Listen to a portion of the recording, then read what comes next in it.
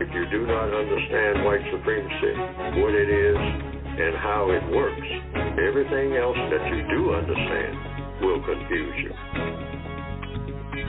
In all of these 9 areas of activity, economics, education, entertainment, labor, law, politics, religion, sex, and war, anywhere on the planet, minute by minute, day by day, all of the time, all of the time, all of the time.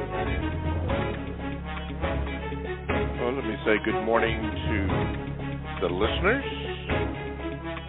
and welcome to the June the 21st, 2022 edition of the Counter Racist Code Show with Mr. Neely Fuller, Jr. I am your co-host, Mr. Bobby. You know the rundown of the show, those of you who are regular listeners, but for those who are not regular listeners and who are tuning into the show, let me give you the numbers that you can get in contact with the show. 516-453-9921 is the main number that you can get in contact with the show. Now, you have an option. You can either listen to the show, or if you have a question or a comment, and we do ask that you be brief on either one of those. If you have a comment, question, just press the number 1 button and you will get in line, and I will see that. Yeah. And make sure that you give the call screener your name so that I can properly acknowledge you. Chances are, I don't do this on purpose, but chances are I may mispronounce your name or however it is, but I'm asking you to forgive me in advance because I have a tendency to do that, but I am working on that. You can also Gmail me at the numero 7, Mr. Bobby, Bobby, @gmail.com. Now, if you elect to use that, I'll need you to bear in mind that more than likely it will not be read on today's program. However, I will get it, and I will give you a notation that I got it. I will say, got it. And then it will go into rotation, and it will be read. I'm looking at my paper here, which was given to me, and there are at least 10 that we may get to today, which we usually do not, but those are the orders for that. And the last way you can be in contact with the show, you can join the chat room. All you have to do is go to blogtalkradio.com. Then you want to click on where it says programs, and then you want the Produce Justice show. So you click on that, and once you click on that, there's a space where you can get into the chat room. Just click on that, and you are there. Now, I would ask, ma'am, sir, when you're in there, do not ask me a question in the chat room. This is what the line is for, so that you can do that. You could ask a question on the line. There are some interesting topics that come up in the chat room, and occasionally I will make reference to some of those things that go on in there. Okay. Now, this last thing here, I think it's the last thing here. For those of you that had or didn't have a chance to hear Mr. Fuller on the Carl Nelson show, it is up on our web page at producejustice.com, which you can get all the materials that will be discussed by Mr. Fuller at producejustice.com, books and tapes and upcoming events. You can get that there, but you can also review the show. I think I've reviewed it a few times, and I listened to it live, and it was a very good program. Fuller on the Carl Nelson show. And any time that he is on there, they will let me know, and, of course, I will let you know, and I will let people on my page, my other pages know that Mr. Fuller is on. As a matter of fact, it was one of the highest-rating hits that I've ever had on my page. Usually when Mr. Fuller talks about the white man's anus being the new black vagina, that gets a lot of hits also. But, yeah, this was pretty good.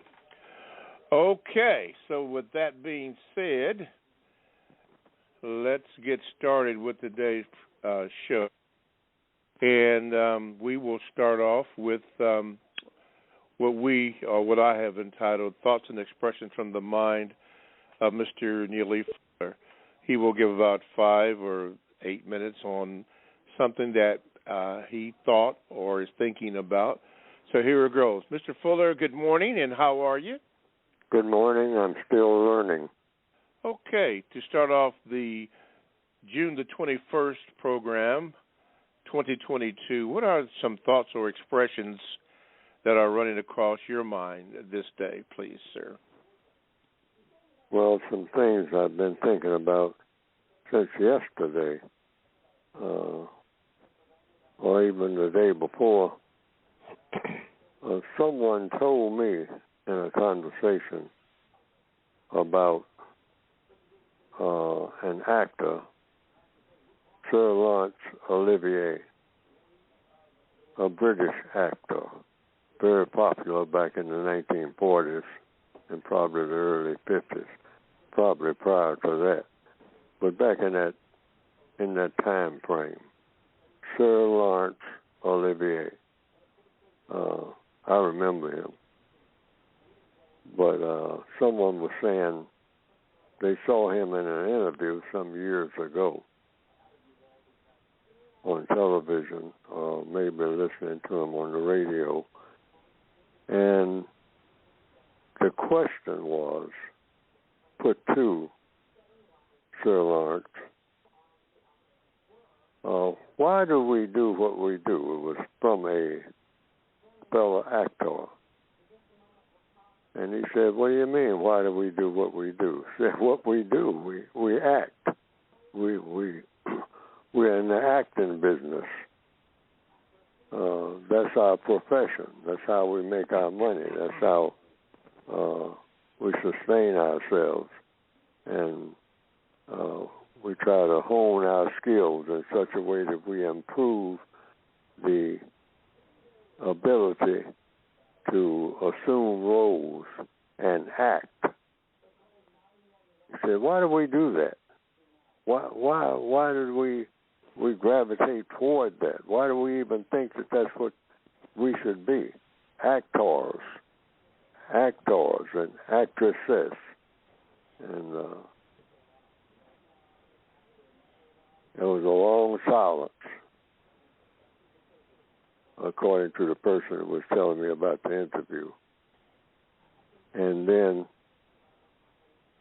the person telling me said that Sir Laurence drew himself very close physically to the person. Said, move closer to me. Move closer. Move closer. Put your chair over here a little closer to me. And then he looked right in the other person's eyes and said, look at me.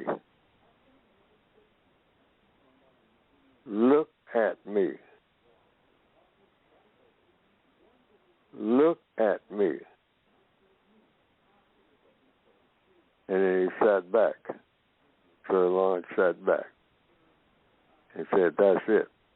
That's the answer to your question. We choose to be actors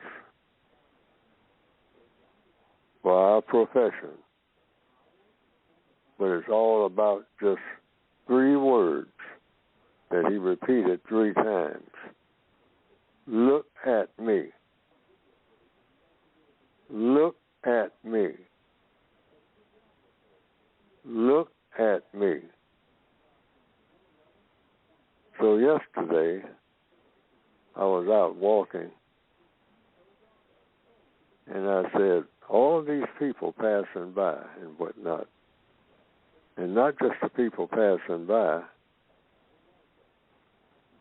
but all these buildings that are surrounding me. I paid attention to the row of buildings that I was passing as I walked. I started paying attention, looking through the plate glass windows. And I said, now here is a building, it's a drugstore. And I looked at what is in the drugstore. other than drugs, which was back in the back, by the way.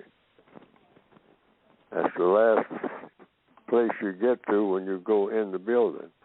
Up front of the store were shelves and shelves and shelves of knickknacks for eating. Potato chips, peanuts, etc.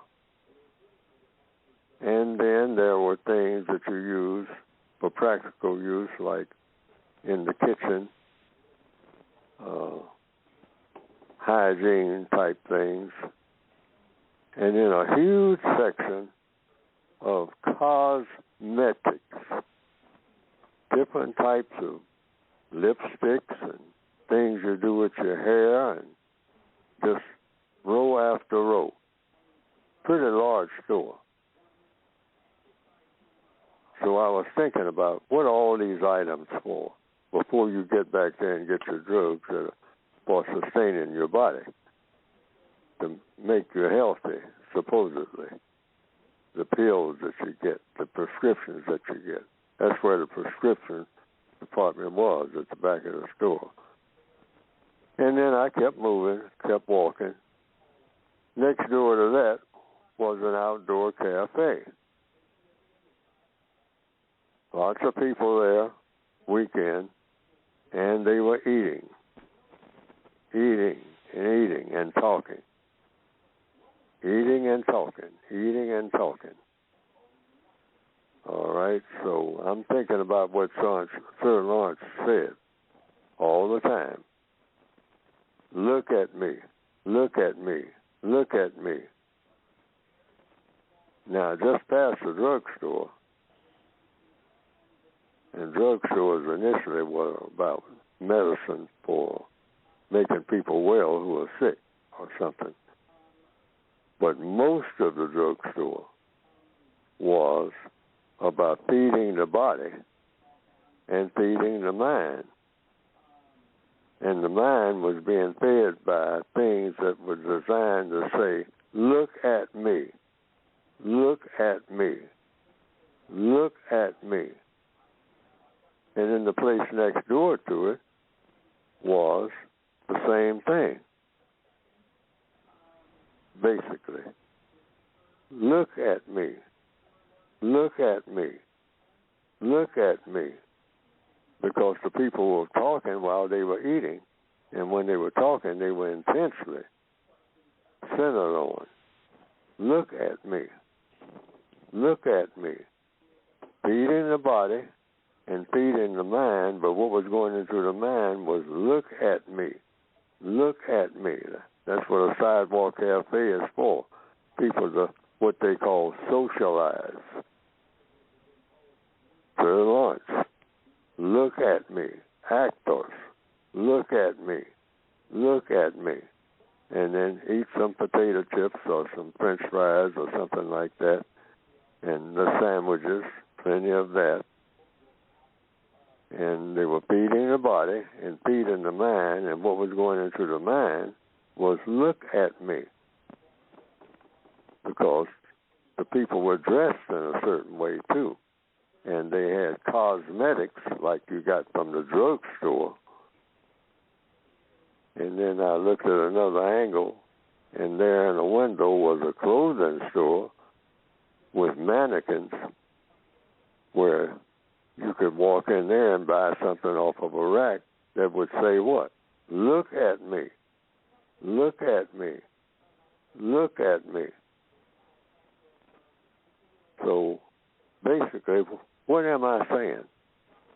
I'm saying all around. And as I walk down the sidewalk, people, on bikes, and some of them were darting in and out, young people and whatnot, of the crowds, and talking to each other back and forth as they rode near to each other.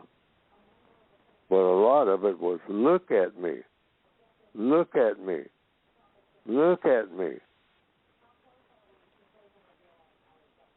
I think. Even if they were attracting each other's attention as they rode. It wasn't just a ride. They were riding in groups. So now this can be harmless or it can be harmful. This need, this great need we have, look at me. Look at me.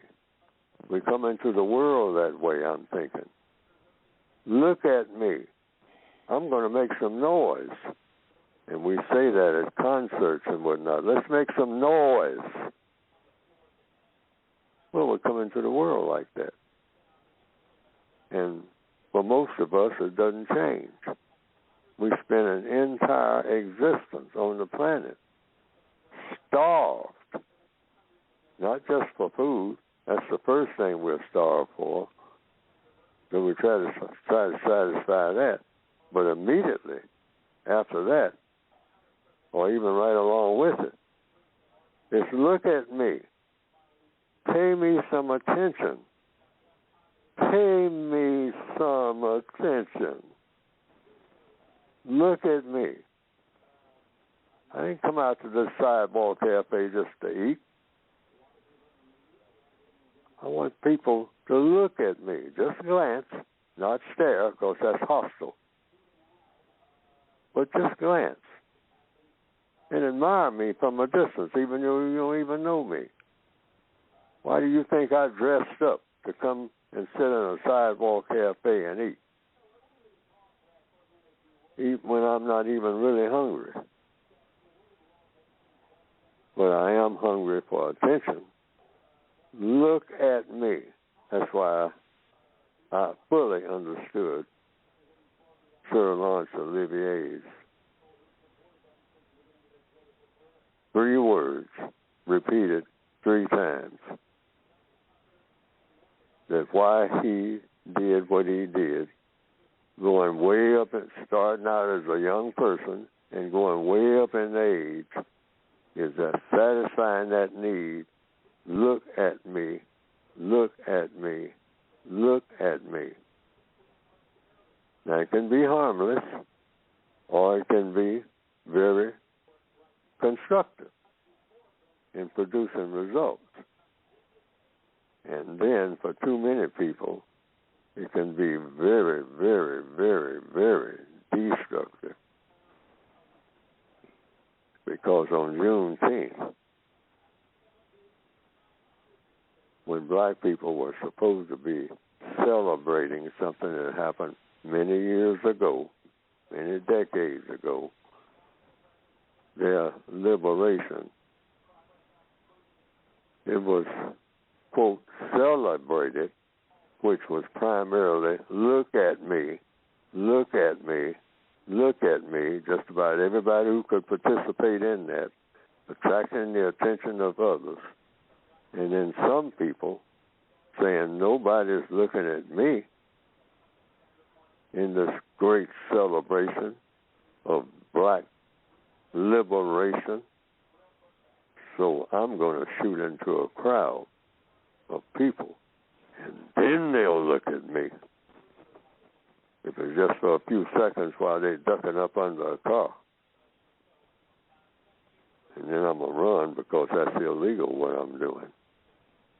Shooting.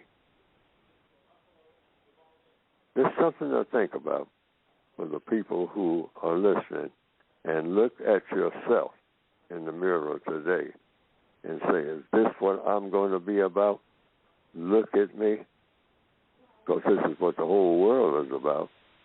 But what am I going to be doing to get people to look at me? Because it's either going to be constructive or non-constructive. That's what all that look at me is about. Okay. Look at me. Okay. That's thoughts and expressions from the mind of Mr. Neely Fuller, Jr.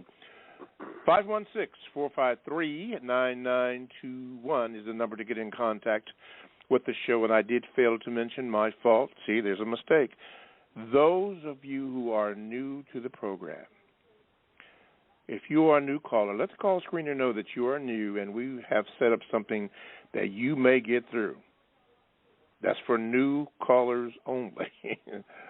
You can get through, or if you'd like, you can just listen. All right, let's start it off from the phone lines.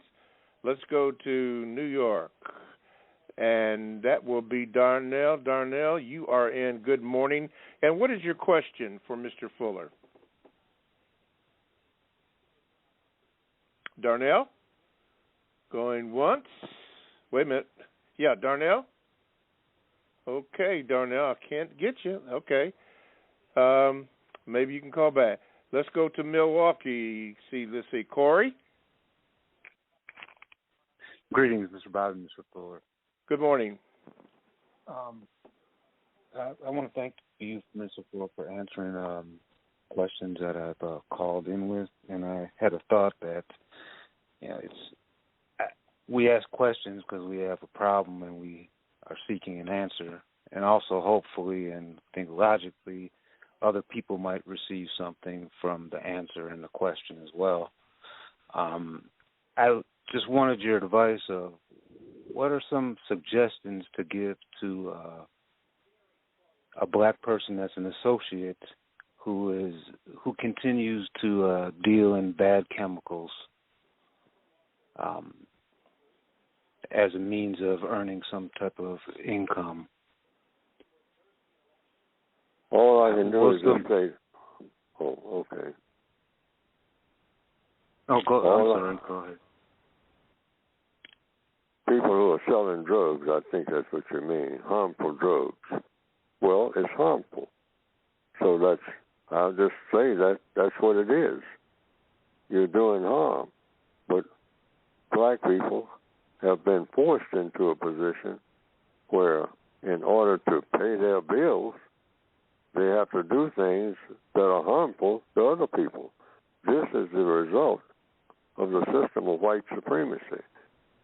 They don't want black people to do anything that's constructive unless it's going to serve the power, feed the power, give them greater power, the system of white supremacy. That's what the domination of non-white people is about, to give the system of white supremacy greater power.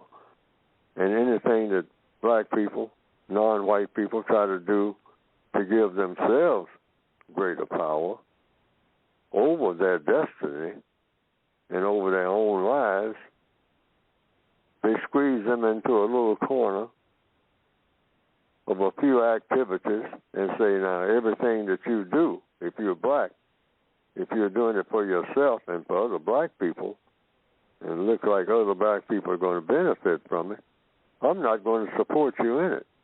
And I'm going to give you only things that are going to be harmful. So I'll let you sell drugs, and I'll let you do a number of things. It used to be alcohol, all right? And then they had something back in the Northwestern Hemisphere, back in the 30s and the 20s and the 30s and the 40s, called the numbers racket, which is legal now, all right? But it was illegal back then, and they saw to it that it would be illegal because black people were engaged in it.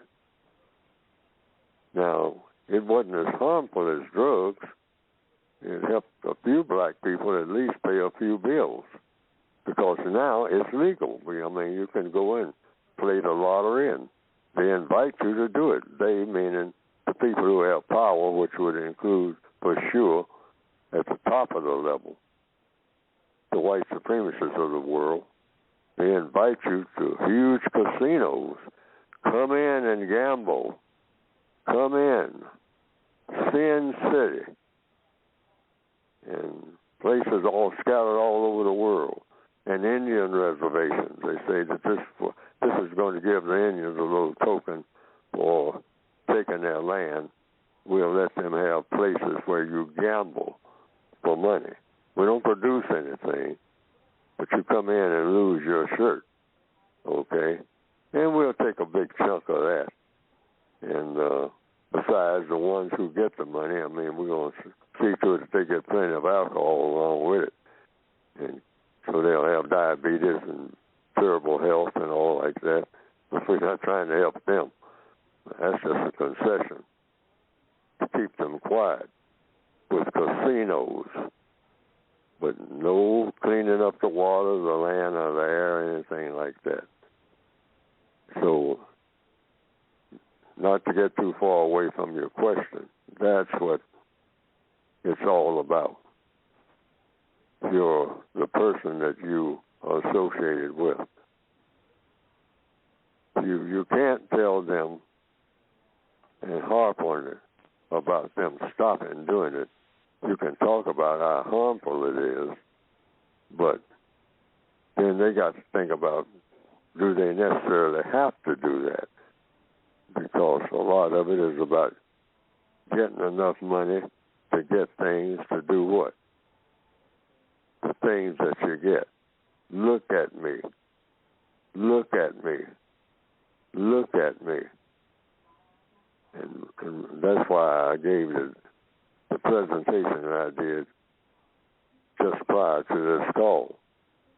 Because a lot of the things that black people do, we really don't have to do it. Many of us, some of us, we have to. We have no other way. They just don't lead us no other way. And they know that it's going to end in disaster. But there's just no other way. It's not going to be a long-running show for a lot of people who are doing things that usually lead to some type of disaster for everybody involved. It's just a matter of time. So we are assigned to do things that are destructive by the white supremacists. And then they, you might say, crucify us, harm us for doing these destructive things. That's what white supremacy is all about when it comes to non-white people. Don't let them do anything that's constructive, except when it benefits the system of white supremacy. Yes. That's all it is. It's sad, but we're stuck with it. Correct. But you can't really tell your associate in a harsh way to stop it, simply because you can't take care of his needs. Black people are not in position to help each other do much of anything. All over the world, we're not in position. The white supremacists don't put us in position to help each other do anything constructive. If we do anything constructive, it's got to help the system of white supremacy, the prison system, called the system of white supremacy. All right. Corey, thank you so much for your call. And we're going to do this. You are listening to the Counter Racist Code Show, or the CRCS, with Mr. Neely Fuller Jr. I am your co-host, Mr. Bobby. To get in contact with the show, you can simply call this number here, 516-453-9921. Make sure you give your name to the call screener so I can properly give you an introduction so that the whole world will know who you are. If you are a first-time caller, please not only give your name, but let the call screener know that you are a first-time caller and we have something very special for you so that your call can get through. You can also Gmail me at the numero 7MrBobby, BOBBY, @gmail.com, or you can join the chat room by going to Blog Talk Radio. And once you get there, you want to go to click on programs and then find the Produce Justice program or the Produce Justice show. you can click on that, and then when you do that, there's a place where you can get into the chat room and have at it. And they are going at it this morning. Usually constructive action items gives you a rundown of what was discussed last week, and there are lively conversations in there. They know what they're doing, so thank you. Okay, here, let's go to the Gmails so I can get it up in here. And we are going to go, as I am searching to get on there. There we go. Let's see here. We are going to go, let's see here. Man, many of them. Okay. Which one do I want to pull up here, or which one is pulled up? Okay. Not that one. Just trying to get them in the order. I should have put that date down, then I would remember that. It had to do with the religion of white supremacy. I forgot who asked that question. Who asked that question? I didn't put that down there. How about that? Okay. Well, we'll go to the here we go. Yeah, here we go. Thank you, Mr. Bobby. Okay, Mr. Fuller, this comes from Drake Barrington, and he says this. Dear Mr. Fuller, this week I was meditating on the power and the majesty of the religion of white supremacy. On television, I watched members of the royal family and the British Prime Minister, suspected white supremacist, he had that in quotations, singing hymns, praying, reading biblical scriptures, listening to sermons, and talking about Jesus in a cathedral marking the celebration of the Queen's 70 years on the throne. It made me think that the white supremacists will claim that they believe in God, but their actions are completely ungodly, and they truly believe that they are God over us. In truth, they believe that our black skin is something ungodly in their sight. Mr. Fuller, could you please talk about the most powerful religion on our planet, the religion of white supremacy? Please, could you also talk about how the white supremacists will claim that they believe in God and religious faith, but their actions tell a completely different history? Kind regards, Drake Barrington, London, England. Well, those that I've heard of who, when white people mention God within the context of racism, traditionally, most of them, or many of them, have said, yes, that they believe that there is God, that they're not God, that they believe that there's a greater power than them. Many of them have said that. I mean, according to what has come to my attention, when they talk about God, they always say that there's something greater than them, and that something that is greater than them is God. But then they say they're the next in line. That's, in answer to your question. I'm just going by what they say that they believe. And, that there really is a God, or a number of gods, some of them will say. And that all of these gods are more powerful than any people, the creatures that we call people, including white people. But they say that they're the next thing. They're the next thing to God. There's a book by a white judge, I believe, called Black Monday, where he says back in the 1930s or 40s, he wrote a book about Black Monday. And it's a white man, and I think he was a judge. And he said that the most angelic, like angel-like creature that you will ever find on the earth is a blonde-haired, blue-eyed, little white girl coming into the world and presenting herself to the world. Say, there's nothing, no creature in the universe more angelic than that. And if you have what they call this race mixing, you will not have that, because this is a rare creature, very special, the next thing to God itself and all the gods. A little blonde-haired, blue-eyed, white girl, innocent. That's how he described it in a book called Black Monday, if I recall correctly, because he was condemning black and white being together under any circumstance, and particularly when it came to child production. You don't want any more of these scrap people, these throwaway people. I mean, we've got too many of them, and they're in the way. Blonde-haired, blue-eyed, natural blonde hair, natural blue eyes,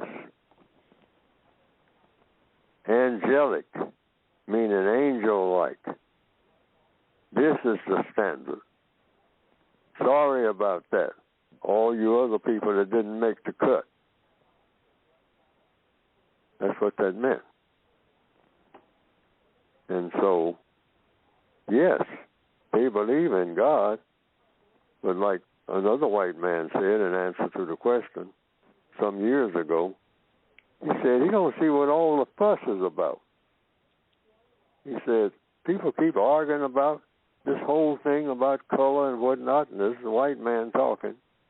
He said, God made the white man to serve God, and made, and then he used the N-word, the Negro to serve the white man. And if everybody just shut up and stop screaming and yelling at each other and demonstrating and all this other foolishness, then we don't have to have all this lynching or nothing else. Said everybody just accept that. God made white people to serve God, and made all these dark people to serve white people.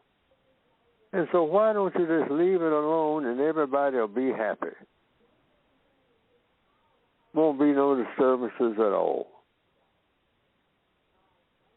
So in answer to the question, they can tell us what's on their minds better than any of us can tell each other what's on their minds. Because that's what many of them have said, and still say it. Yes, still say that. Okay. All righty. Another one from the Gmail.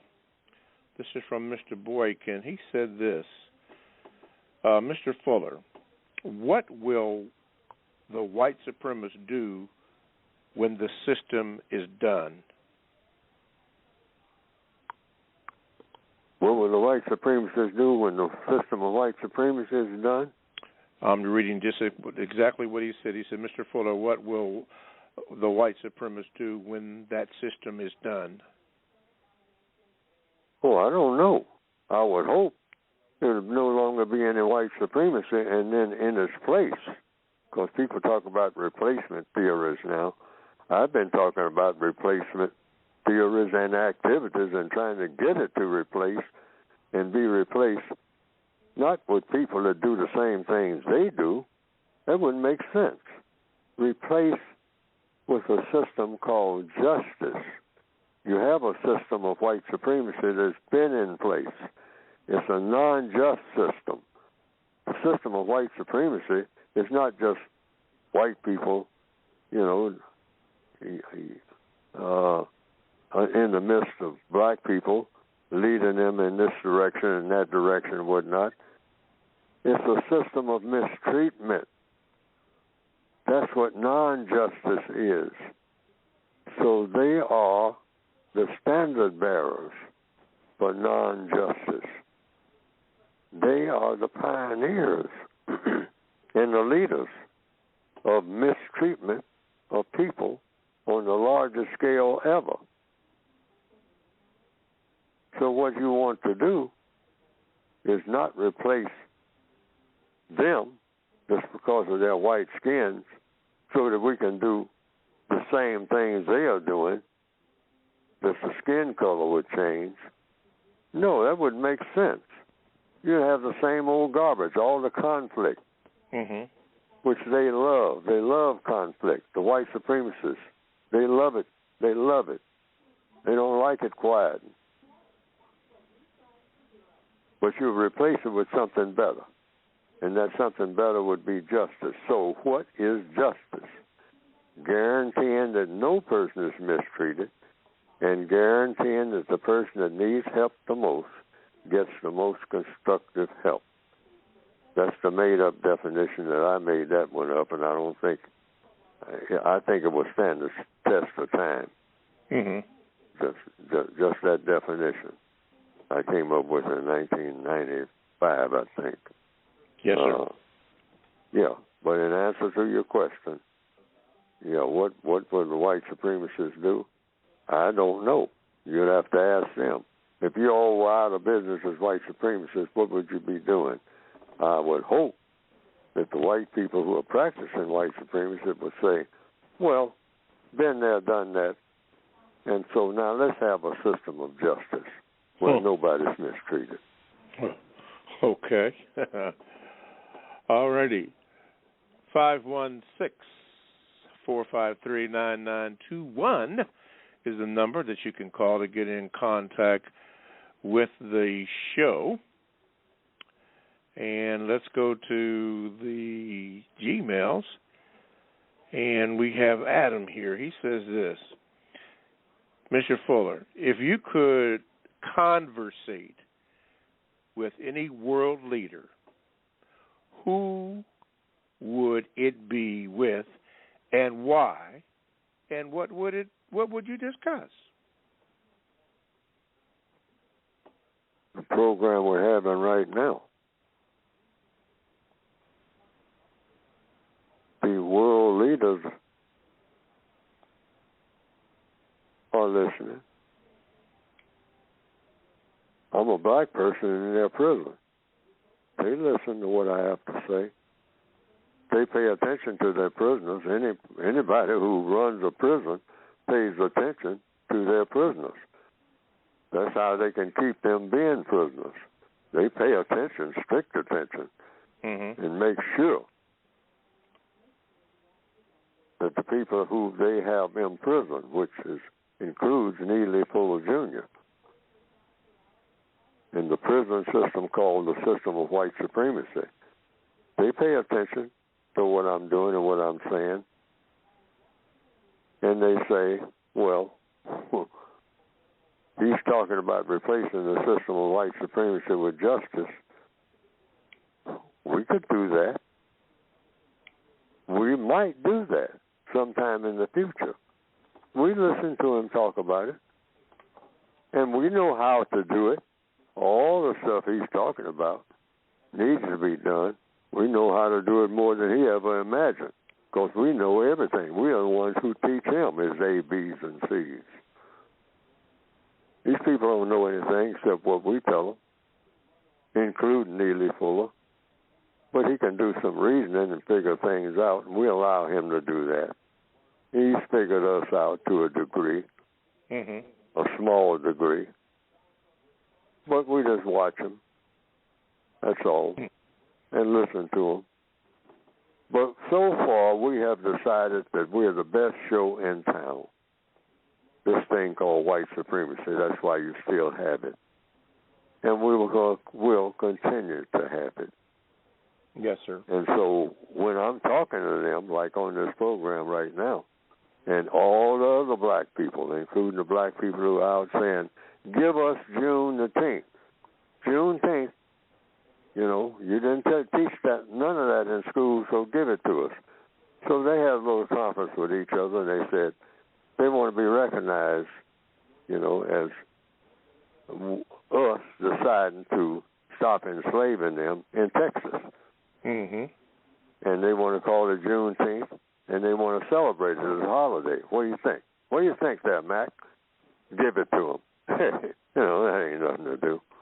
Give it to them. What are they going to do with it? Well, what do they usually do when you give them a little break, a little day off? They get out in the street, and they boogaloo, and then a few of them get a little bit tipsy or a little bit high or a little bit angry or a little bit high or a little bit hangry or a little bit high, and then they get bored, and then they start shooting each other, and then we have to come in and clean up the mess. In other words, they do the things they usually do when we give them anything.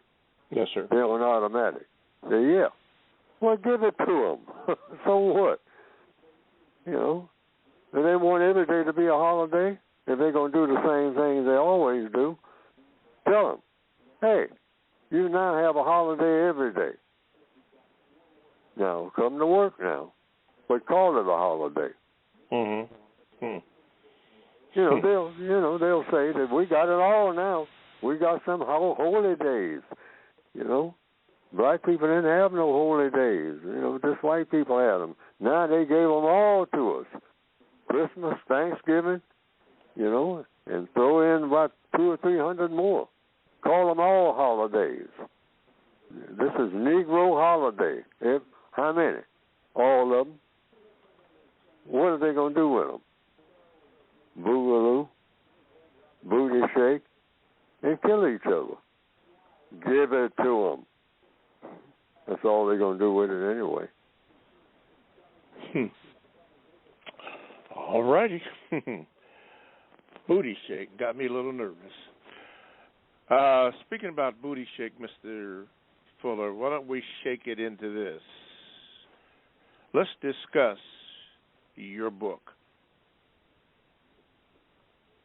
Yes.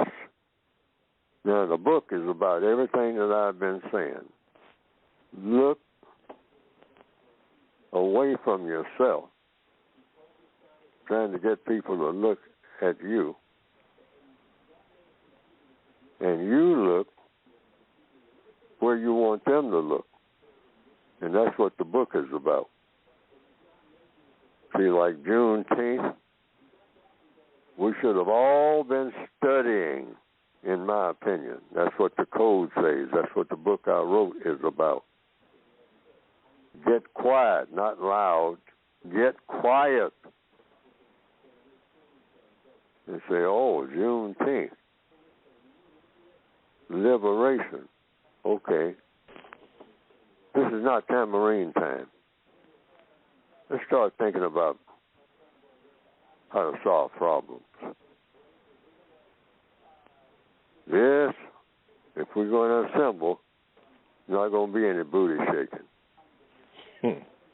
There's not going to be any tambourines. There's not going to be any fried chicken for everybody who's already overstuffed and got food running out of their ears and running to the doctor saying, what's wrong with me? You're 300 pounds overweight. That's to start with. Eating a whole bunch of stuff that's really not good for you. While you're out there trying to shake. And you've gotten to the place where you're going to have a heart attack doing that shaking because you're too heavy. And start thinking about that. Now, that's what the book is about. What should black people be doing with the time and energy that the Creator of us have given us, rather than spending all of our time and energy when we're given a little bit saying, look at me, look at me. That's all I got going for me. I just want people to look at me. Just drop whatever they're doing and look at me. And what are they going to get out of looking at you? What do they really see when they look at you? Do they see something or some creature that is doing something that maybe they ought to imitate? Is that what we see when we look at each other? So the book is about what should we be doing with our time and energy. And the book says, the book that I've written, the textbook for victims of white supremacy, is all about we need to be getting rid of the system of white supremacy through the process of doing everything and saying everything that is of constructive value. That black people shouldn't be about doing anything. Don't invite us to do anything unless you can see what the constructive result is going to be. Don't ask me to come to any party. Don't ask me to answer the telephone unless you have something constructive to say or do. And that's how black people, and we can change our culture, which needs changing, into that format. And the textbook for victims of white supremacy that you can get by going to producejustice.com is supposed to help us to start thinking in that manner and then do what we're thinking about and have every move that we make produce a constructive result and enjoy it. See, I know how it sounds to black people. Oh, he's trying to take all fun out of life. It is possible, folks. It is possible to have fun doing things that work for you and not against you, even though we are taught just the opposite by the white supremacists, the usual suspects. That, oh, if you're black, there's no way to have fun except to do something that doesn't make sense at all. And so we are bought into it if we tell the truth. The textbook for victims of white supremacy said that ain't necessarily so. In fact, it ain't so at all. But that's all we have ever been taught. That if you're black, you cannot enjoy life unless you're doing something stupid. Think about it, folks. We need a book that says that ain't true at all. And I've tried to write that book. Yes, sir. And where can we get the book at again, Mr. Fuller? Go to producejustice.com. Now, it might be a little difficulty about the volumes. You might just right now not be able to get anything at all, so I've been told, because there's some glitches in the pipeline, probably having to do with, everything from COVID to whatever, or just some poor planning about keeping the books available. Yes, sir. But you go to Produce Justice anyway; it'll tell you something. Okay, I'll have Robert get in contact with me about that last statement you made. Let's go to the phone lines and let's go to British Columbia. Adam, let me see if I can get you in here. Okay, Adam, you're on with Mr. Fuller. What is your question? Good morning. Yeah, hello? Yes, Adam, we got you on. Hold on. One second.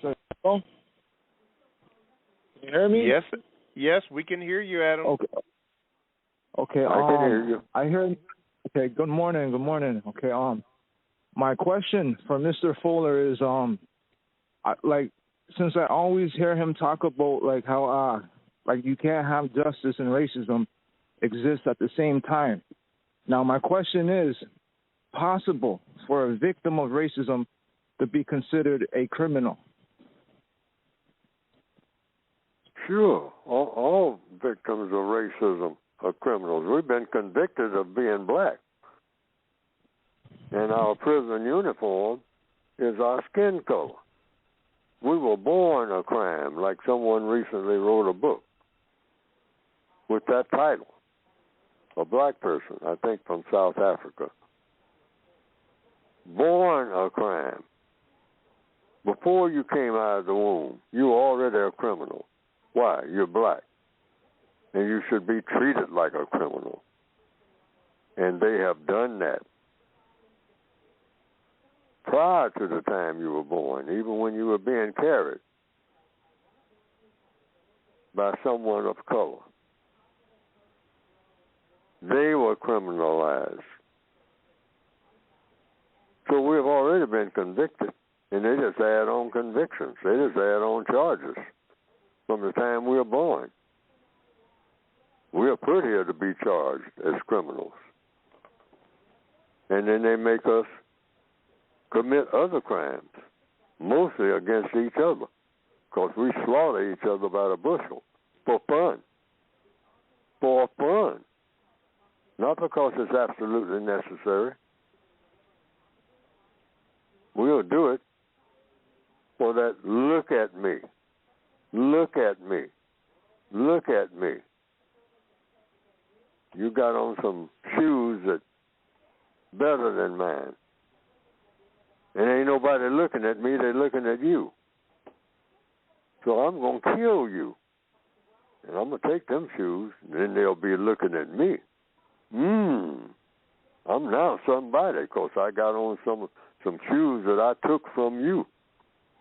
And I left you laying by the side of the road while you're out there jogging in them shoes that should have been on my feet, because people pay attention to me when I got on them shoes. Look at me, look at me, look at me. I got some of these $500. You know what they are. Yeah. Okay. I hope that answers the question.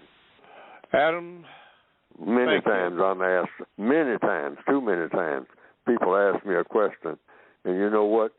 You got to watch Neely Fuller. You got to get on his case, because I have become aware of it, and people close to me have been aware of it, and everybody should be aware of it. You ask me a question, next thing you know, I'm talking about something that doesn't have nothing to do with the question. Well, I know everybody has spotted that. Yeah, well, we're all learning, still learning. Yeah, we can't do. I cannot get away with that. Don't. Yeah. This is business, folks. Just because Neely Fuller is doing the talking, I mean, straighten him out when he's off track. I'm no exception to the code. The code above all. All righty. Well, thank you, Adam, for your call. Mr. Fuller, we got 1 minute left to go in the first hour, so I'm going to give that 1 minute to you. Well, just think about everything that's been said in all the minutes before and see if I'm leaving out anything that I should have said about it. Look at me. Because my main thing was, look at me, look at me, look at me. This includes Neely Fuller when he says, listen to me, listen to me, listen to me. Well, I want everybody in the world to know, Fuller, are you saying anything worth listening to? A whole lot of people are talking, including you. But are you saying anything that when I hear, I can use it to do something that makes sense? Because if you don't say something that makes sense, Fuller, I ain't listening to you. And definitely don't want to ever see you. Till you get your act together. Till you get your act together. All righty. Well, we have come to the end of the first hour of the Counter Racist Code show. So for those of you who have to go, we thank you for listening, and we hope that you'll be listening again next week. But for those who will be with us, as we say in terrestrial radio, stick and stay, don't go away, because we have another hour of the Counter Racist Code show with Mr. Neely Fuller Jr. So we're going to take a little 10-second break here, and then we're going to get it all tuned up to get in the second hour. And we got Justin, we got Ray, and all these others. All that and more coming up next on the Counter Racist Code show with Mr. Neely Fuller Jr. 10 seconds.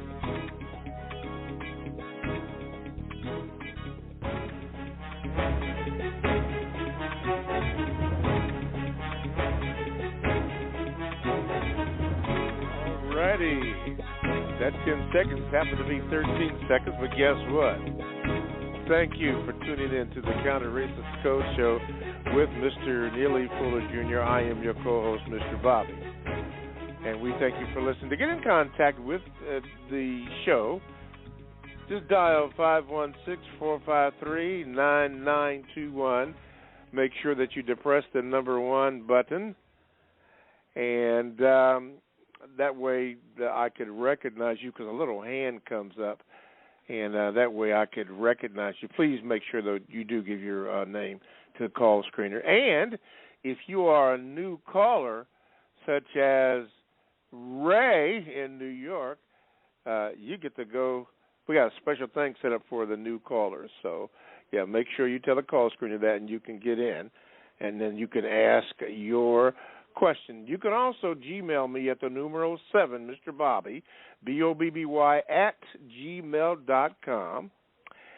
And you can also join the chatters in the chat room by going to blogtalkradio.com. Then you want to click on I think it's programs.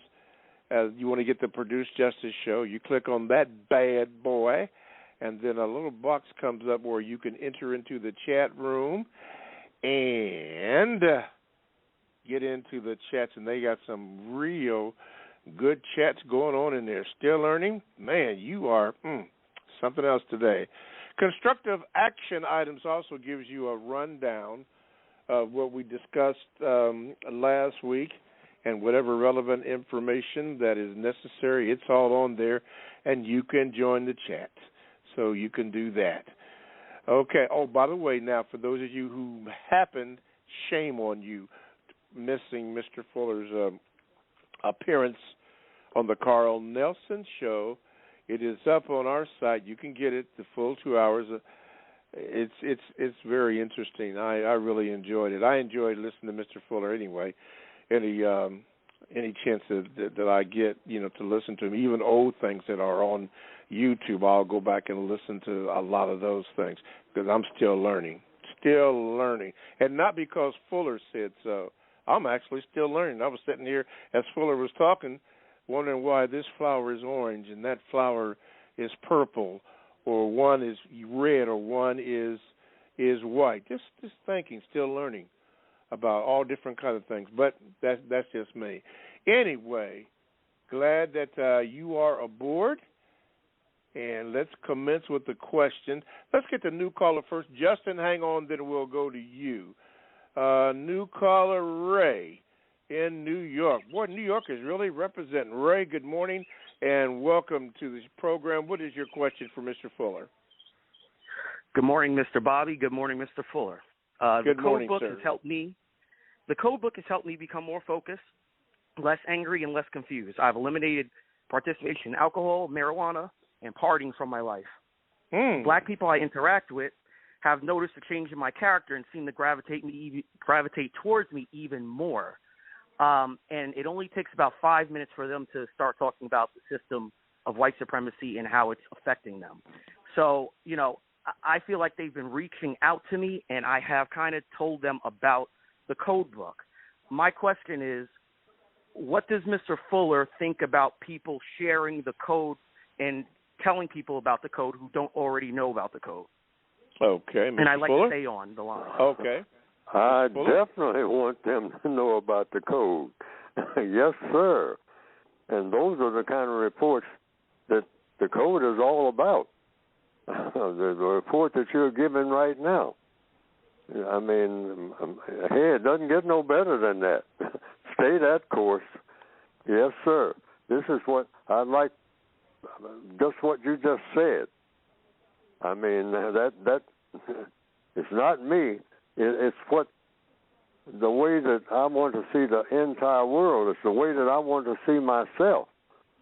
And because I'm a long ways from where I need to be. All of us are who are victims of white supremacy. We're a long ways.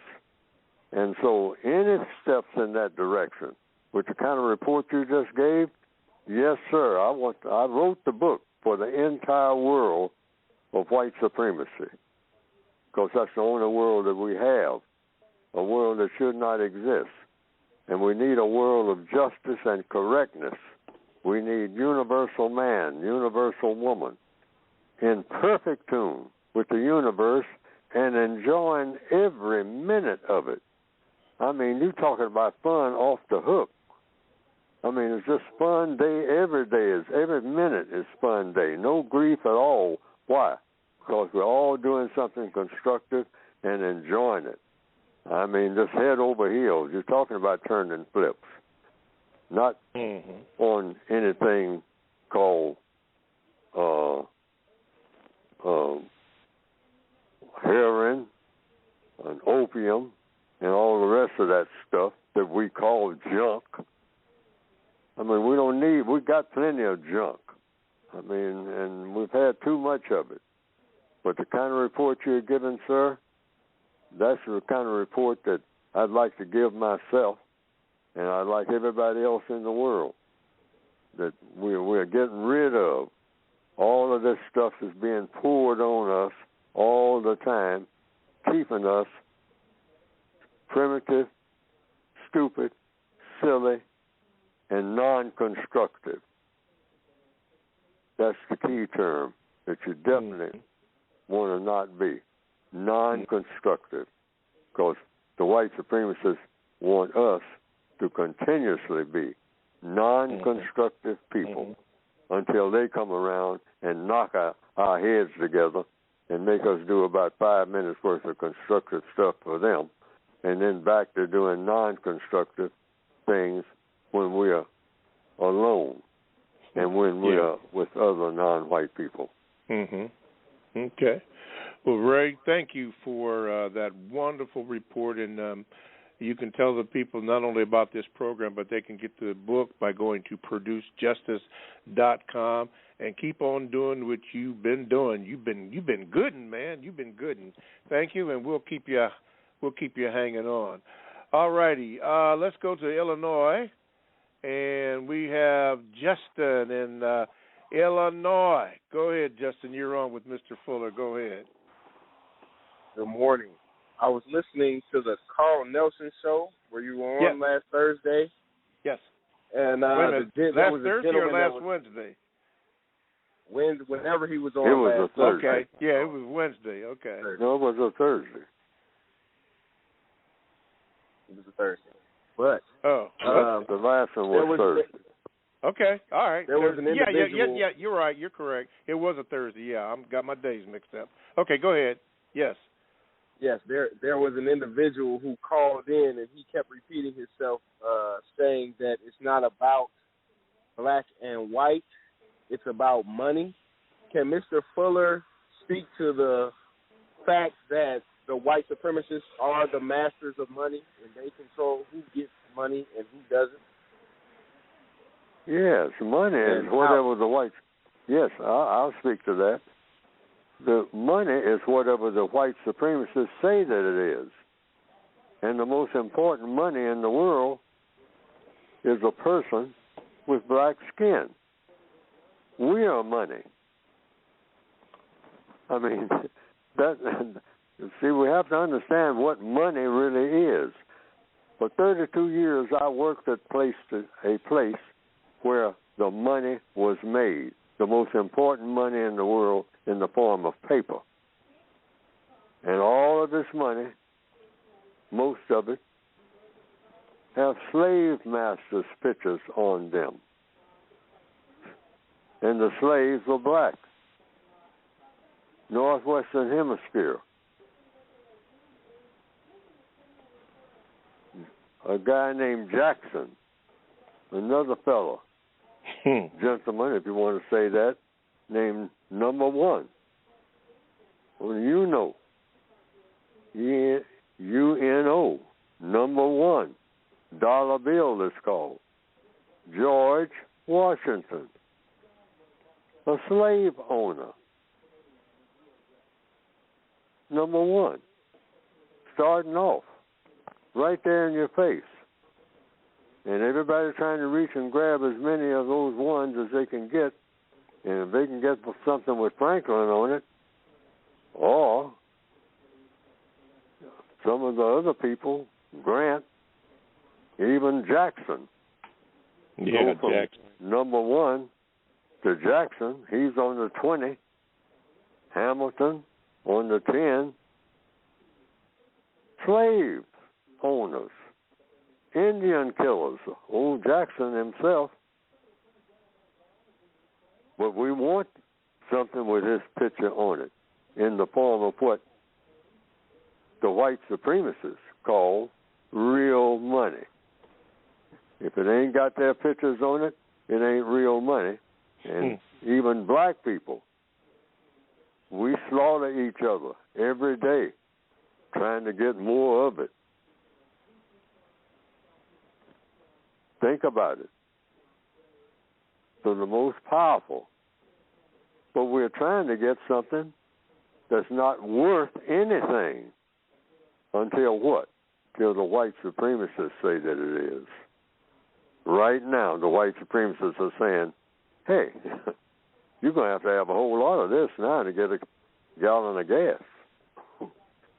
Where are you going to get it from? Us. We are the source of it. You ain't got no source. You black people who think you got some money that didn't come from me. Some of you think that in places called Africa. They know that their money ain't no good until we say so.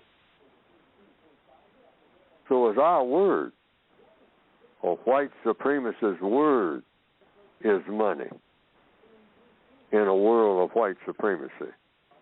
So the white supremacists are not after no money because they own all of the money that's worth anything on this planet. And the most money, the most important money that they own are people with black skin. Okay. That's either true or false.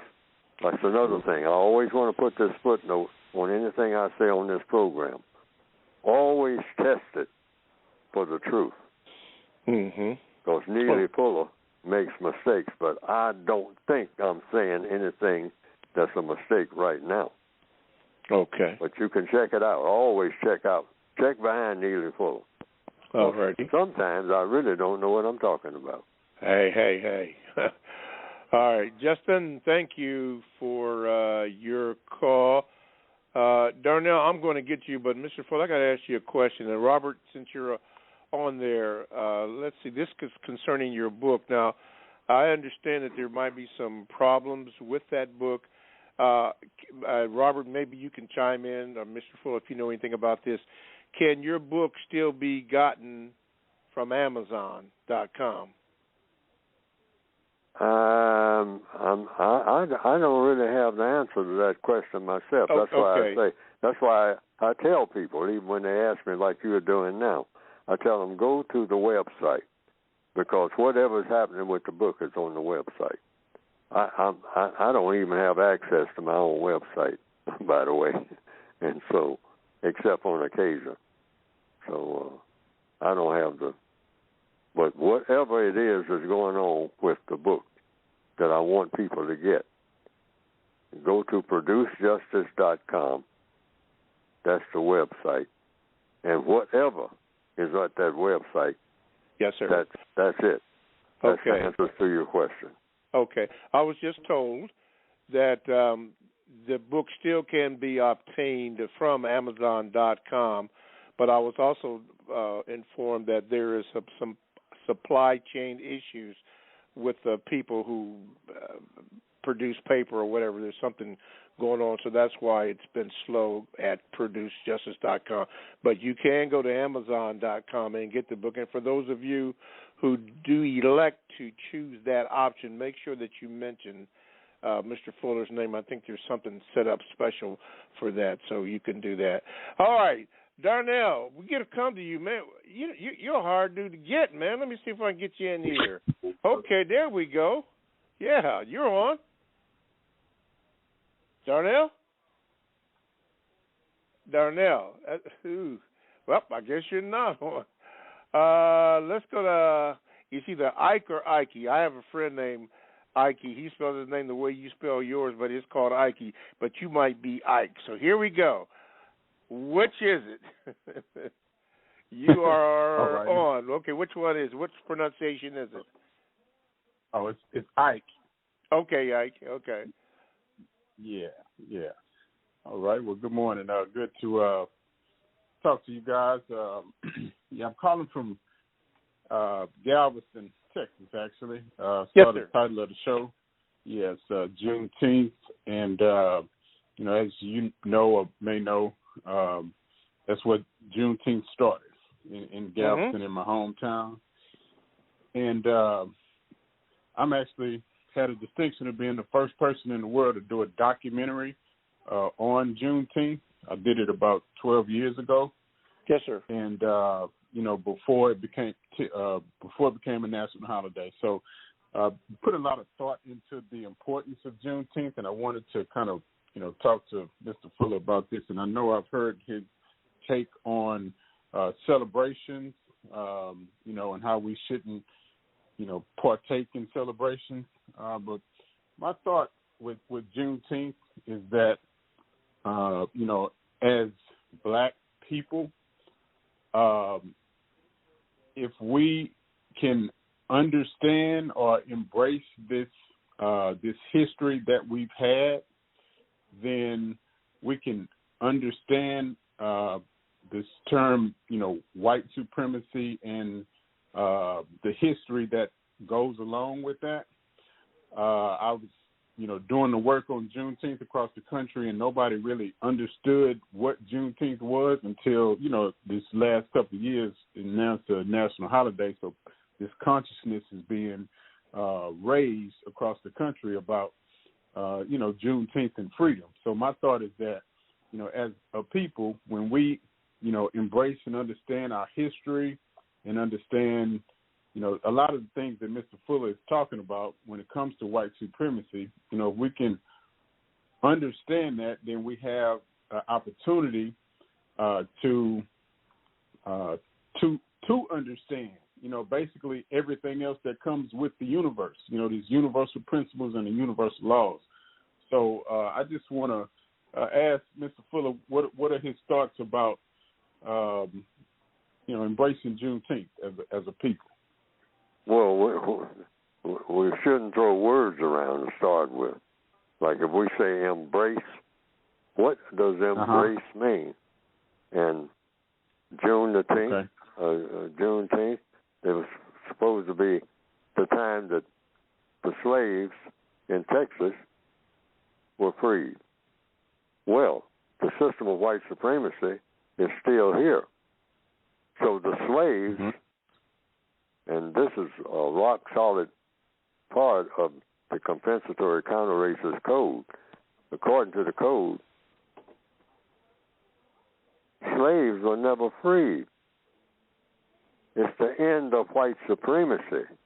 See, the words, we get lost in the words. We say that, well, when does slavery actually end? Slavery doesn't end until the system of white supremacy ends. That's just to get started.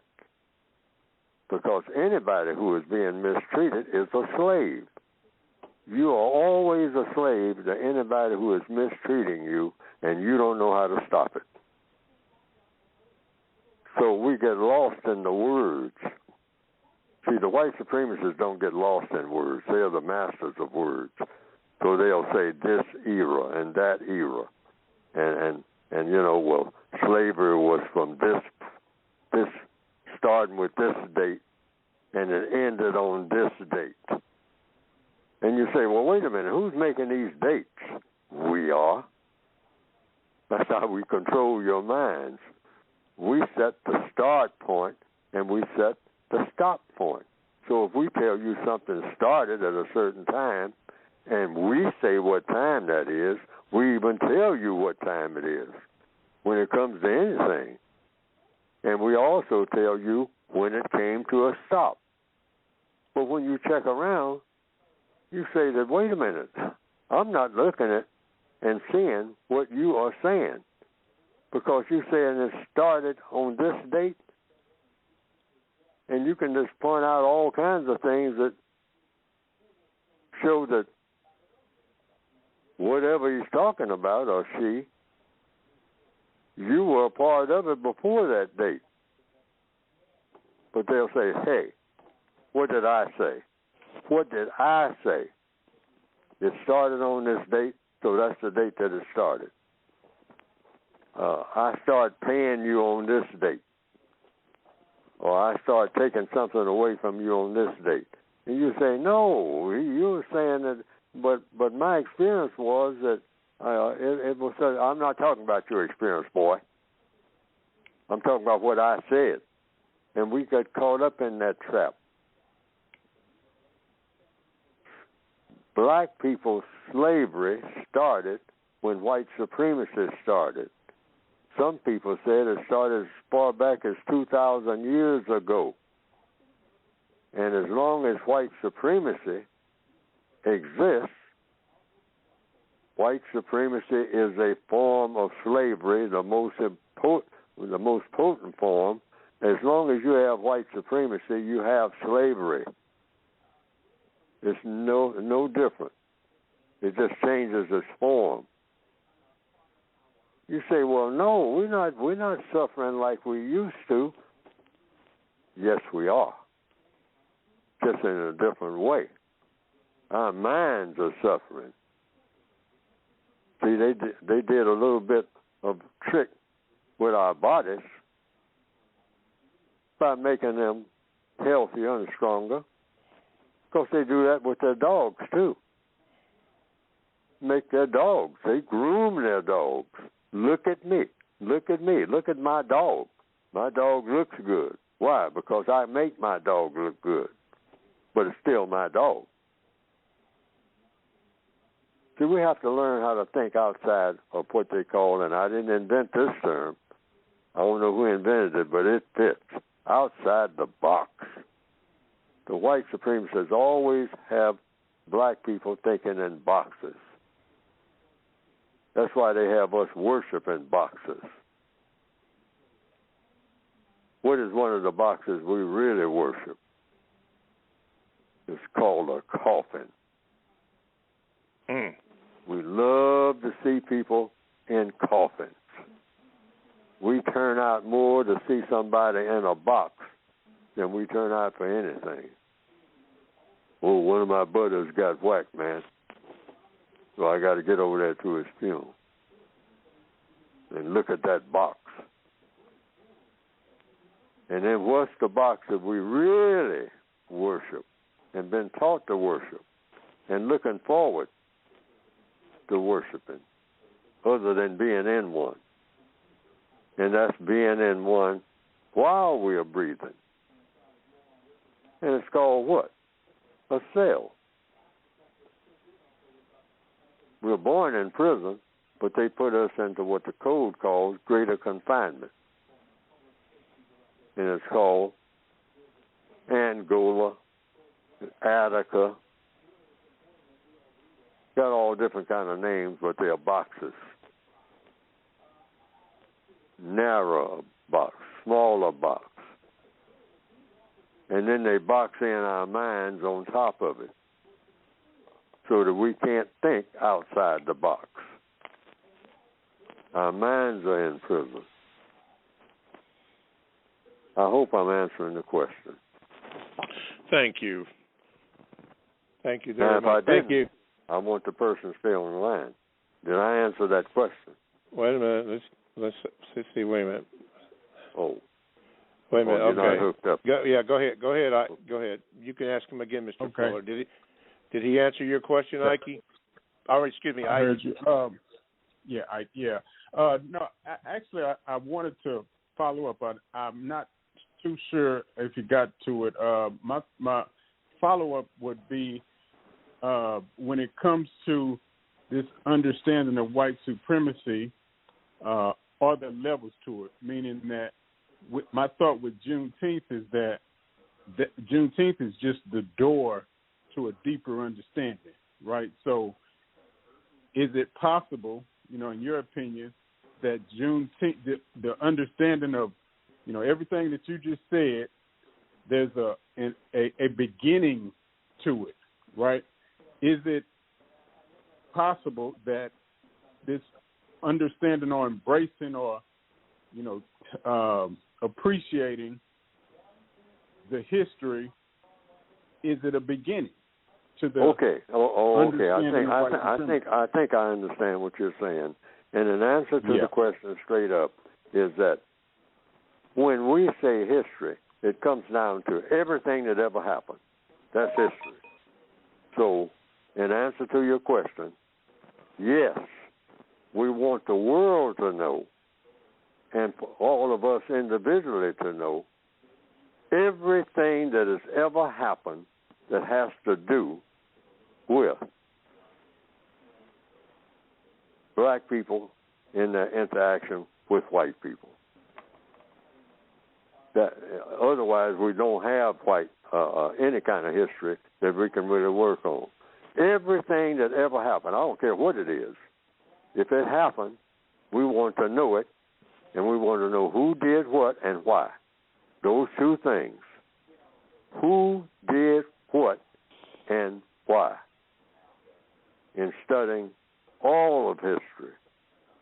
See, when we say history, the white supremacists have us, like I said before, we chop history up in nice, neat little boxes that fit what they want us to think.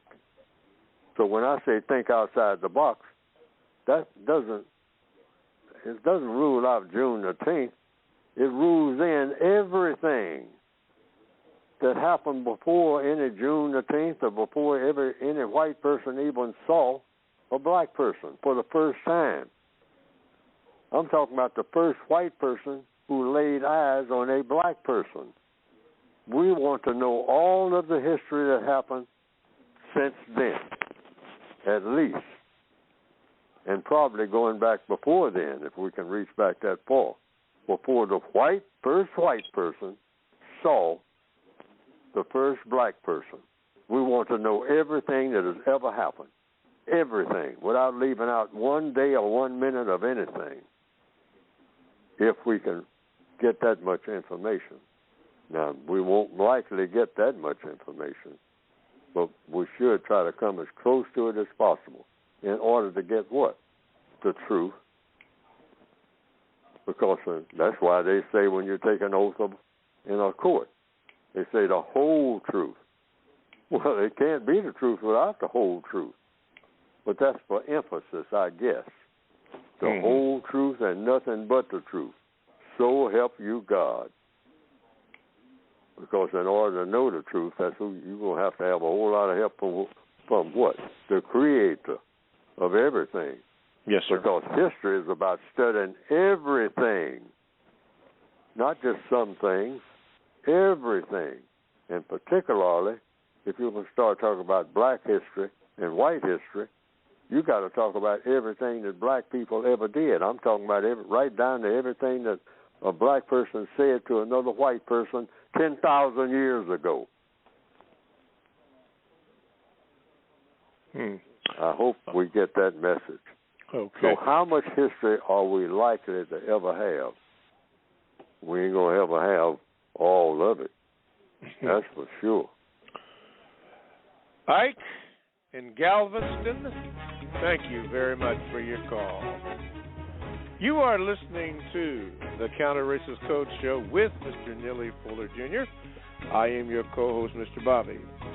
To get in contact with the remaining portion of today's show, you may call 516-453-9921 and make sure that you get the call screen of your name so that I can properly introduce you.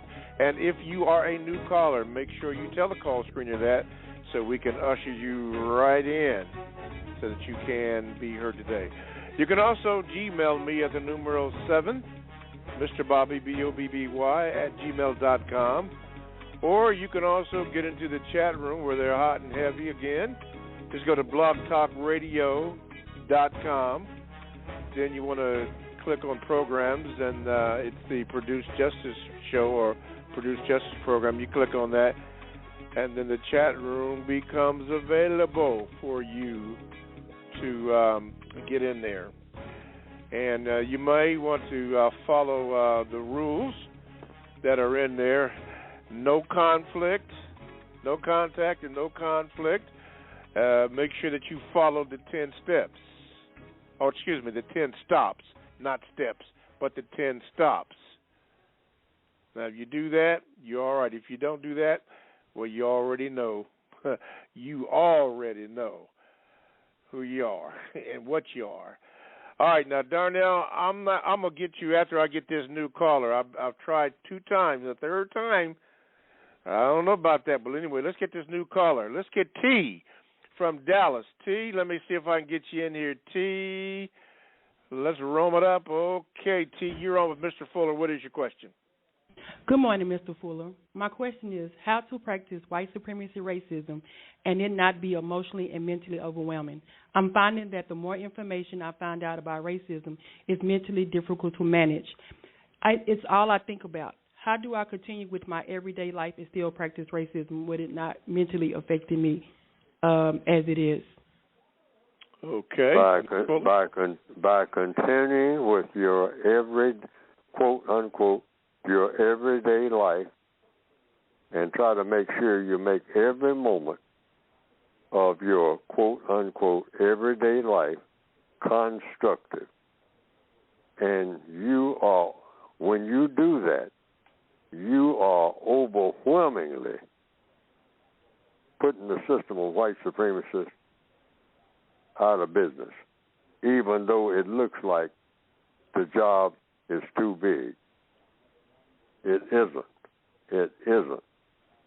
When you just do anything of constructive value or say anything of constructive value, the white supremacist foundation is being shaken to its core, even though it looks like it's here forever. It's like just moving that key grain of sand from the foundation of a tall building. But just that one key grain, you're just doing something of constructive value. It may not appear on the surface, but that tall, monumental skyscraper that goes on and on and on and on up through the clouds and beyond that, it's coming down. It won't come down when you think it will and all like that, but it is in the process of coming down. So don't worry about it being so big and awesome. Just do your part. That's the essence of the counter-racist code. Because just that little erosive part, like that mighty dam that a song talks about, just that small crack in a huge dam that goes on for miles. One of those things you call a dam that holds back the water. But there's just a little small crack. I mean, you really have to have glasses or magnifying glass to see that small crack. That small crack is you doing something constructive. That's how it works. Because, see, this mighty dam is an illegitimate dam. So it's not supposed, it might look massive, but it has weak spots because wickedness is weak. But you have to put that crack in there. Mm-hmm. And by you doing just the small things and somebody else doing just the small things, there's a little crack here, a little crack there. Next thing you know, in the middle of the night, everybody hears a mighty roar. And anybody who has ever talked about it or photographed it and whatnot, and they live in the area of it, they say, the dam has given way. And they say, well, I don't hear nothing. I don't see nothing. I mean, everything is nice and calm and whatnot. He said, hey, that dam is 300 miles upstream. And you sitting there talking about you don't hear nothing. You wait about 15 minutes. Okay. Yeah, and don't you be sitting there in that valley. And that dam is, I mean, hey, the dam is 300 miles. Hey, you better move now. You better move now. Yeah, you better move right this minute. Okay. T from Dallas, let me make a suggestion that you get the books that Mr. Fuller has by going to producejustice.com.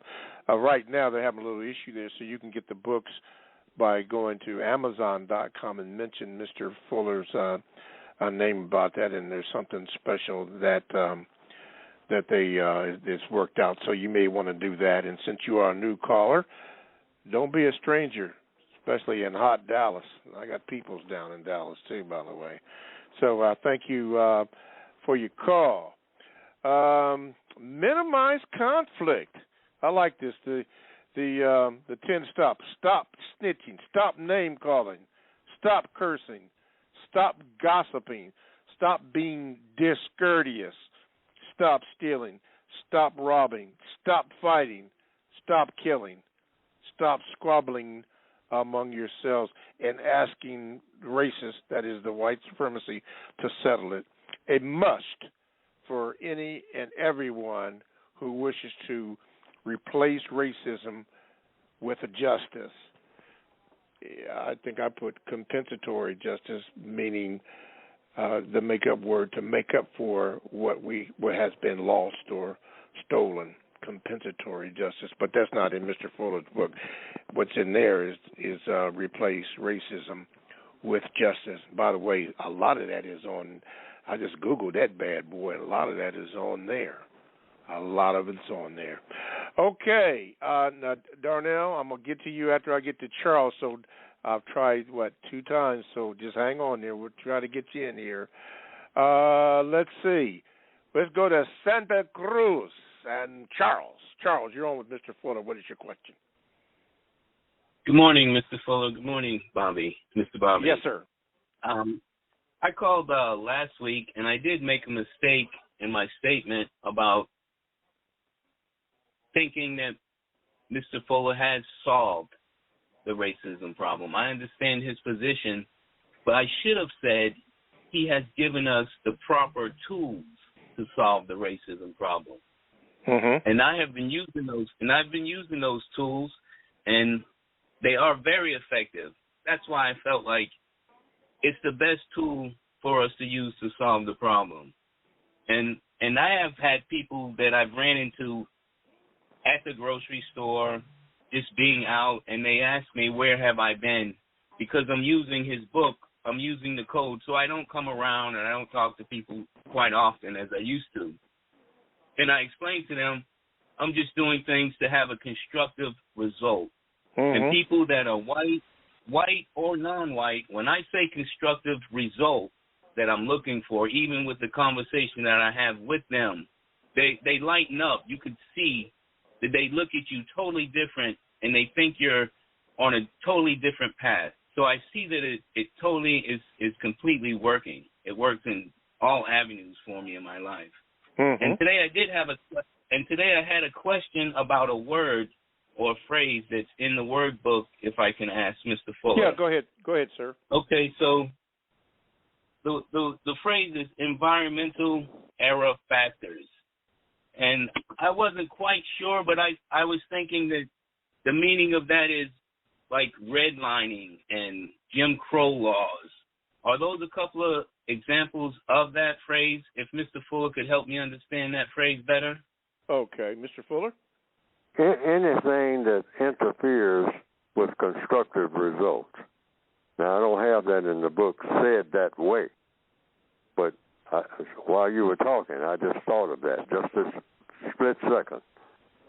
Anything that produces a constructive result and anything that doesn't produce a constructive result is an environmental error factor. Now, mostly I was talking about a job situation as an illustration in the textbook. You know, like I said, a desk that is some place that it's not the best place to have that particular desk. You have a person sitting at the desk and say it's just what you might call a small thing. There's a huge window by that desk, window. And the window always is where the sun comes through that window with great intensity, and the person sitting at that desk is subject to the sun on the person for long periods. And the room is overheated where the desk is located on account of the intensity and the texture of the glass on the person who is behind the glass at the desk, and the texture of the sunlight, a texture of the glass handling the sunlight is like it just burns on the person, you might say, to the extent that the person is very efficient in what the person is doing. Now, that might seem like a small thing, and it is for a short period of time, but the person sitting at that desk every day under those conditions, and the weather conditions are always the same, with the sun always very focused on that one person, and that one person is subject to intense sunlight. And like it's under a magnifying, the person is under a magnifying glass is being magnified, and the intensity of the sun, the heat from the sun, is magnified. That's an environmental error factor. You need to do something about tinting that glass or move the desk. And that's just I did this in the textbook to say there are many environmental factors that will affect a person's, like on a job, performance.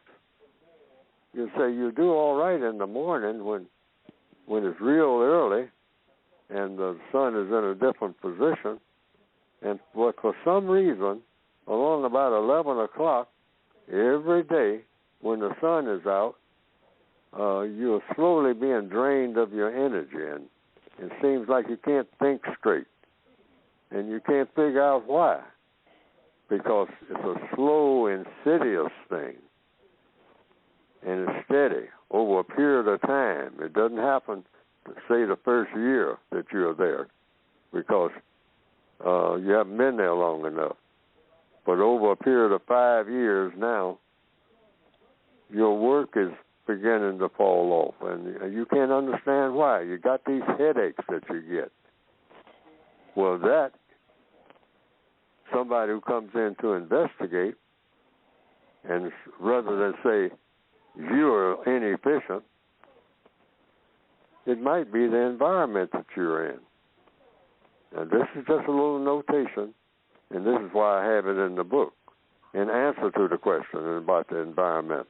But I'm saying you can broaden that and say your environment under the system of white supremacy, which is what you should do. And I was making a small point about something that's kind of localized, but I'm saying the entire system of white supremacy affects every black person and every white person, because it's the most powerful force, political and religious force on the planet. Mm-hmm. So what you have to do is just find out about what type of environment does the system of white supremacy produce for me. Okay. And the answers will start coming thick and fast. They'll start off slow, but then they'll pick up, because more questions will come. But once you ask that one basic question, this environment called the system of white supremacy, how does it affect my behavior in ways I never thought of before, and the behavior of the people around me? Yes, sir. All righty. Charles from Santa Cruz, thank you for your call. I see you're not a stranger. Thank you so much. Okay, Darnell, we're going to try you one last time. This is your third time. Here we go. Darnell, do we have you on? Yes, I'm here, Mr. Bobby. All righty. Go ahead, man. I think he's going to say 30 times the charm. Yeah, you got it. Charm. Mr. Fuller, my question for you today is, why is persistence so important according to the code? in the system of white supremacy? Wait a minute. The question is what? Persistence. Persistence. Yes. Oh, persistence is illustrated all over the planet. That's a law of the universe. A constructive code being persistent, though, because you could be persistent being negative also. Persistence and the code is about persistence and being consistent too. Okay. Persistent and consistent, meaning keep at it and stay on code, as Mr. Bobby prefers to say, which means what? Always go about doing everything the same way if it produces a constructive result. Don't abandon a constructive result.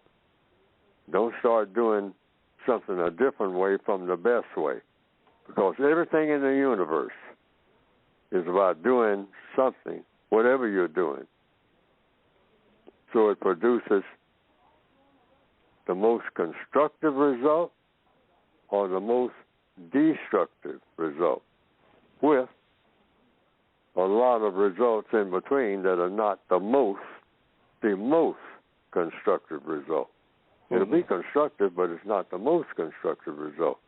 Once you do something by trial and error, this is how you find out, and you find out the most constructive way of going about doing anything, whether it's driving a car or driving a nail into some wood.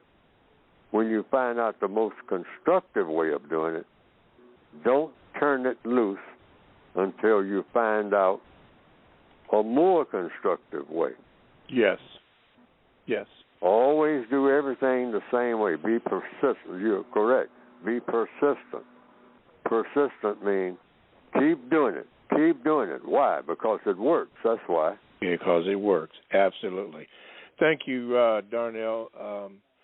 Yes, Mr. Fuller, I do say stay on code a lot. I say that because even as you and I are speaking to the whole world and people are listening, there are some things that are happening that I haven't even told you about that people would like to injure the show, but I won't give them the stage to do that. They know who they are and they know what they're doing.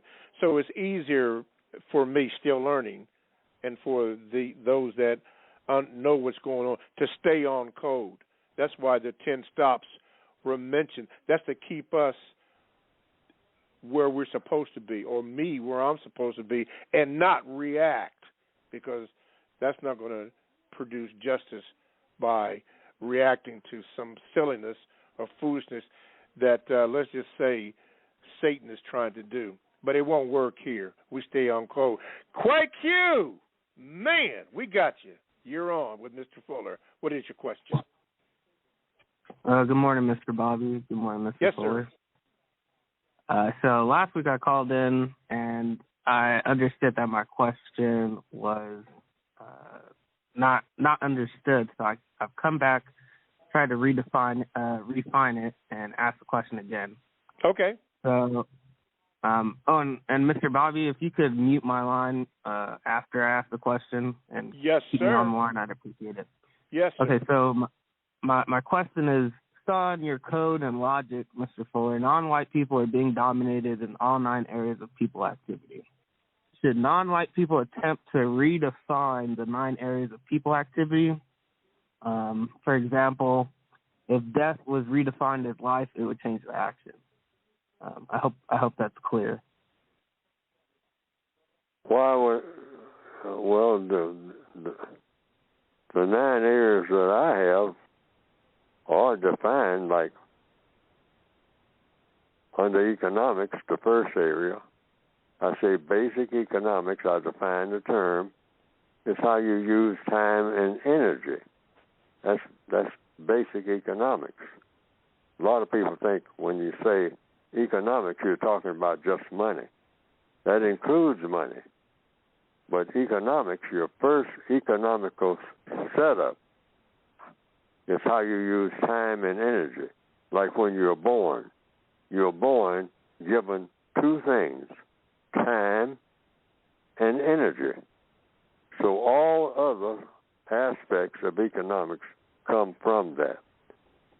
So you don't have to really redefine terms unless it produces what? A more constructive result. So if you explore the idea of redefining words, which is what I did with the word justice, I redefined it because I hadn't heard anyone say the definition of justice, the compensatory definition, that was anywhere close to the definition that I gave it. Guaranteeing that no person is mistreated and guaranteeing that the person that needs help the most gets the most constructive help. Now, since I invented that term, it's not about me. It was based on logic. It was based on the term needed to be defined, because I couldn't make sense out of all the definitions that I was getting from everybody, including dictionaries. The definition for justice in a dictionary right now makes no sense to me at all compared with the definition that I gave it in 1994, I think. The definition for justice. And I'm going to stick with it until I see a better one. And in answer to the caller's question, yes, you can change anything. Progress, so-called, is about change, but only if it produces a more constructive result. I think that if, I'm trying to understand the question, why change, is it better to change the definitions that I have in the 9 areas of activity? Well, yes, if it produces a more constructive result, it's all for the individual to decide. Exactly. Whatever works and produces a more constructive result for you. Words are nothing but tools. The 9 areas of activity are nothing but words, and words are tools. And what are tools for?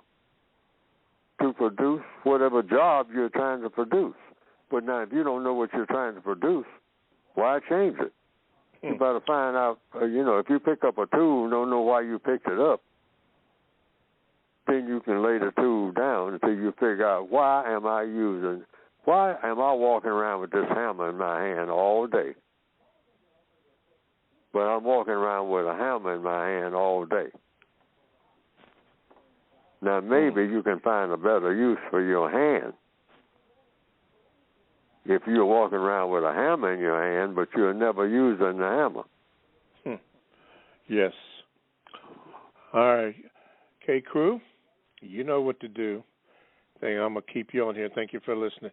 All right, now listen, we got 2 more callers. We got Ray and Terrence. Hopefully we can get you in here. Might go just a little bit over, but let's see. Let's see what we can do here. Ray, Dallas, do it. Mr. Fuller, could the system of white supremacy exist without the invention of the firearm? Should the system of white supremacy exist after what? Could the system of white supremacy exist without the invention of the firearm? Without the existence of the firearm, you said, Ray? Oh, I don't know. Yeah, okay. I don't know, but I think, I, in answer to the question, I don't know. Because the system of white supremacy is such put together by people who are geniuses in manipulating people. I'm not a genius in other words, it's obvious that my mind in understanding things is not as efficient as the white supremacists. So I don't know what the white supremacists would do if they didn't use the firearm. but they do depend on the firearm that they have made to keep the system of white supremacy going. Now, could they do it without the firearm? I don't know. But they wouldn't get rid of the firearm if they understand they absolutely have to have the firearm. But the only way that they will not have the firearm is that somebody has to make the decision under codification that they can overcome the system of white supremacy, even though the system of white supremacy is dependent on the firearm. So whomever will get rid of the firearm would have to get rid of the ability of the white supremacists to use the firearm. Yeah, good point. Good So point. they'd have to be smarter. In other words, you have to be smarter than the people that make the firearms. And the white supremacists are the masters of firearms. Uh-huh. All right, Ray, Dallas, thank you. Last caller. See if we can get you in here real quick. Go ahead, Terrence. Hey, Mr. Bobby. Hey, Mr. Fuller. How are you? Yes, sir. All right. I'll try to be quick. First, I'm going to apologize to all my coded brothers and sisters because I was so far off code yesterday. It was almost pathetic. So my boy Daryl, he had to pull me back. So I appreciate him. I'm here with my homework, the CRT, counseling recorded truths. That's my homework. Okay. Okay, so we're talking about Juneteenth, and a lot of people have a different take on it. And I'm going to present my VGQ on the take of it. I kind of feel like it would be easier for us to be coded and not celebrate anything if we understood that the celebration of these things are really the celebration of the power of the system of white supremacy. Because we're not celebrating anything we did. We're celebrating how good our oppressors were by saying we're free on this day.